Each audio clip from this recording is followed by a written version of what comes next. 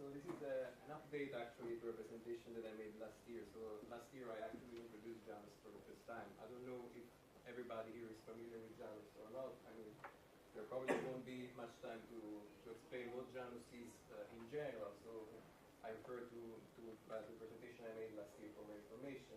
Just as a quick introduction, it's basically a WebRTC server that was conceived to be pretty much in a modular way.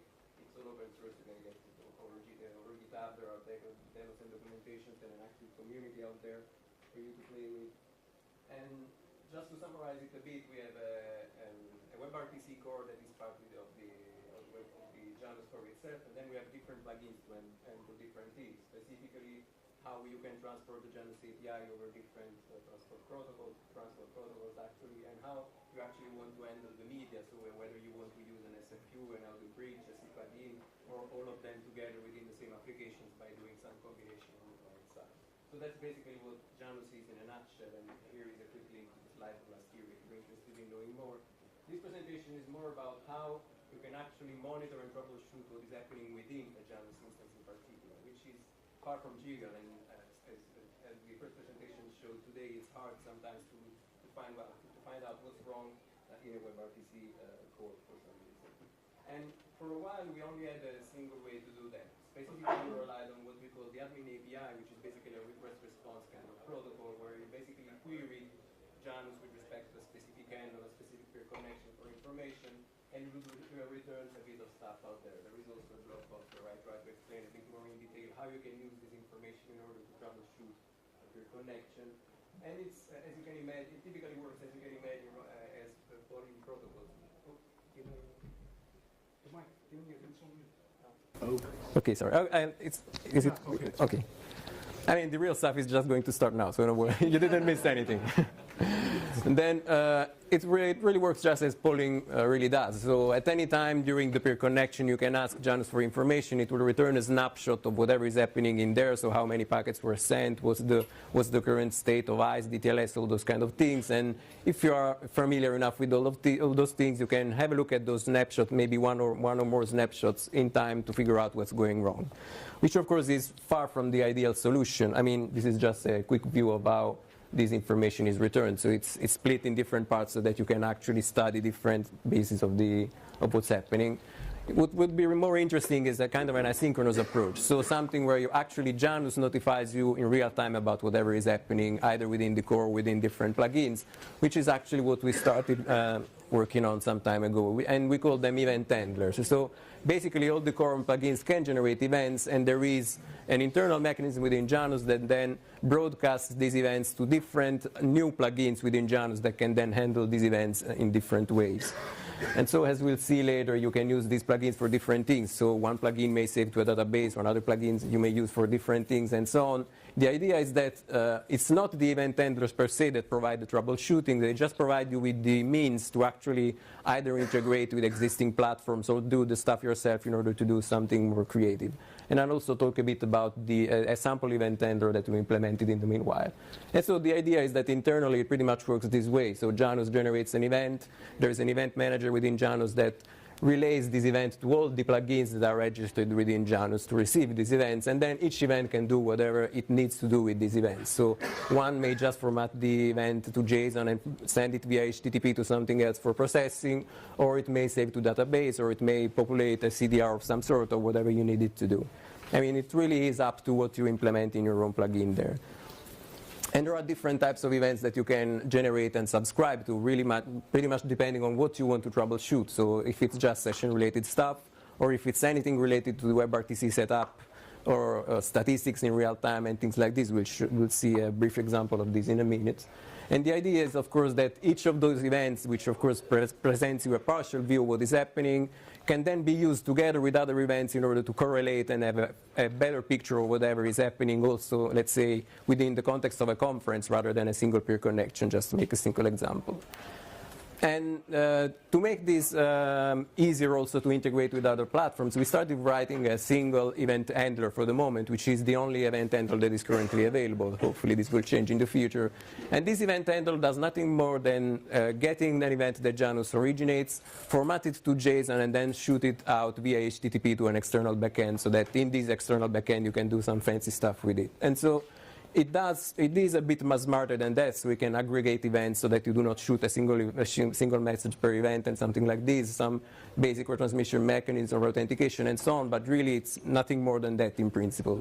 It's really just a way to take this event, shoot it somewhere else so that you can play with them in a nice way, which I will also try to describe a bit in some examples and blog posts. And if we refer to the previous image where I mentioned an admin application that was polling for information, in this case, the admin application is notified in real time whatever happens. So anytime a session is created, the admin is aware of that. Anytime something happens WebRTC-wise, it is also being notified. It is notified about any offer that happens, anytime the ICE state changes and things like this, so that you're immediately aware of whatever is happening within the platform. We should make it easier to build monitoring and troubleshooting things on top of that. And the nice thing about this first interaction is something that is actually related to the presentation we'll see later on. In fact, Lorenzo is going to talk a bit about how they use these events within the Homer framework in order to monitor a Janus framework, which was really exciting and interesting for me. And I won't delve too much on this in this slide, but I just wanted to say that I'm really excited about this for several reasons. Most of all because Janus and Homer are both figures from mythology, which is something that I really like about. But most importantly, I'm from Mythico, or Mythico, how people call it. And we call it Mythico, which means awesome in English. We called it like that also because it's what Homer Simpson says in the Italian version of The Simpsons anytime something exciting happens. So it's really like a match made in heaven for us. So, and there's a YouTube video over there that shows it. So just to show this a bit more in practice, I didn't really make some demos up and running, but I did make some dumps in order to show you how this all works. At least from an events perspective, and I studied a couple of different demos within Janus. So we have different demos to showcase different plugins, and this one shows my ugly face trying an echo test demo. So whatever I send to Janus is being sent back to me. So we create a single peer connection that we can monitor, and so I captured some dumps of the event handler mechanism in order to see what Janus is actually telling me about whatever happens. And it is also summarized in a blog post that I wrote some time ago that shows how I actually wrote a simple Node.js application that gets all the events from the sample handler plugin as a JSON object and then saves these events to a database formatted somehow so that I can then make some processing over the database, over the tables, to see if I can get some information about what happened during a specific session. And so if we look at the events that are formatted as JSON, as I said, we get a lot of events about anything that happens. In this case, we see a session has been created using the HTTP transport in particular. We see a handle has been attached to the echo test plugin, and there is also this piece of information that is actually very important for correlation, and I'll show this in the next demo that I'll show after. After we created a handle that is basically an abstraction of a connection between a user and a plugin, we can create a peer connection over it, which is exactly what happens in this other event. So we get an event saying that the remote peer starting sending us an SDP, an offer to basically create a peer connection. This gets passed to the echo test plugin, and the echo test plugin sends back an answer to establish the communication, which is exemplified in this other event that we get here. So the owner is local because it's basically the SDP that Janus generated for itself. In this case, it's an answer. So as soon as the offer and answer have been exchanged, the actual peer connection setup starts, which means that we start getting events about the ICE state machine, so whatever starts happening within ICE. In this case, for instance, we might get events related to ICE that is in a connecting phase, so the ICE connectivity checks start taking place. After this, eventually, the connection succeeds from an ICE perspective, and we are also notified about the selected pair that has been chosen for that specific peer connection, which may be important for several different reasons. Once ICE has been done, we come up to the DTLS information. So after ICE is done, we still need to do a DTLS handshake to exchange the SRTP keys. And so even in this case, we see that DTLS is still trying and that gets to a connected phase. If this doesn't happen, we know that there is something wrong, for instance, in the DTLS send check, and so gives us some ideas about why something is wrong in the connection setup and so on. Once this is being done, media starts being exchanged, and so we get events on that as well. So first of all, we are told that the peer connection is up from the Janus perspective. We get information about audio and video that are being received by Janus, which is also important because it means that Janus is getting now media from the user and so can start using it. And we also get live statistics about each second or so for each peer connection, so that you can, for instance, see live statistics that tell you about the packets being exchanged and things like this, and so may be useful for several different reasons. And this happens for both audio and video. So all kind of information that, as you can imagine, are really important for understanding whether or not the peer connection is actually doing its job or not. And more importantly, this is also important for the next demo, we also get event from plugins themselves. And considering that plugins may be written by third-party implementers, by whoever, they are very much plugin specific, as you can imagine. So we just provide a framework for allowing plugins to notify you about anything that happens within a plugin. In this case, the EchoTest user was just adjusting the bitrate settings to force a different bitrate for the communication, so nothing really important. So if we want to look instead at a more complex application, like a media conferencing application maybe, and here I am talking with myself because I don't have any friends. Just kidding, of course.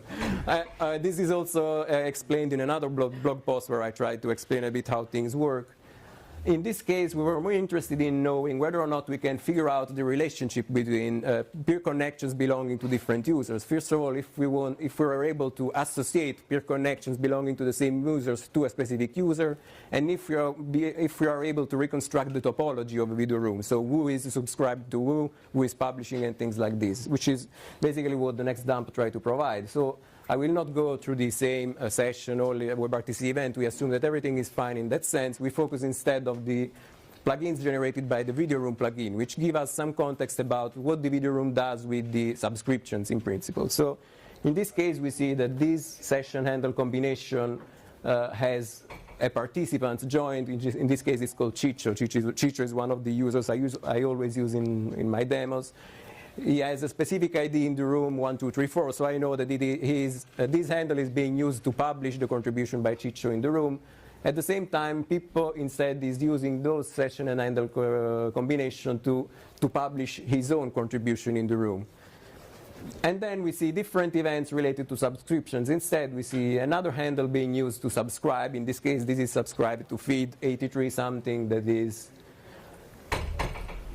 is basically the ID that Ciccio had. And then we see another subscription instead for the feed 52 something. So we know that somebody has subscribed to Pippo's feed instead. So intuitively we know that they are both publishing and they are subscribed to each other, but it is not to be given for granted, because you can actually use this plugin for things that are much more complex than that. And so we want to be sure of this. What we can do is basically looking at the events that were associated to the handle creation, and we see that these two different handles over here have the same opaque identifier, and so have these other two, which means that they both were originated by the same user, basically. So we know that those handles were created by the same user. And looking at the session handle identifier and things like this, we can basically reconstruct the topology, which is that Pippo is using a specific handle to publish. He's subscribed to a specific ID via a different handle and so on. We know which handle belongs to whom. We can figure out that they are basically subscribed to each other, which is what we wanted to figure out. And this is basically how you can correlate information related to different plugins with each other, which is kind of cool. And just to conclude, basically, because I managed somehow to talk about 95 slides in 15 minutes, so I deserve a prize for this. This is really something really new that we've been experimenting with, and the idea is that in the future more and more plugins will come to basically handle these events in more creative ways. In the next presentation, Lorenzo will show us how they actually handle this to integrate this within the Homer framework, and it would be really nice to have actually a native plugin that acts as an event handler within Janus itself, rather than relying on a plugin that shoots an event to a Node.js application, which then introduces the event in Janus, which would be quite cool. we will also have a student working on this kind of interaction in the future, which is kind of nice. But more importantly, I mean, help us play with this. If you're interested in this, just start using it. Let us know if there is anything more that is needed on this, or if you think it's actually just nice as it is. And this is all I've got. So I'm open to questions if there is any time for that. We're like 1 minute and a half. Okay, that's good. Thank you, by the way.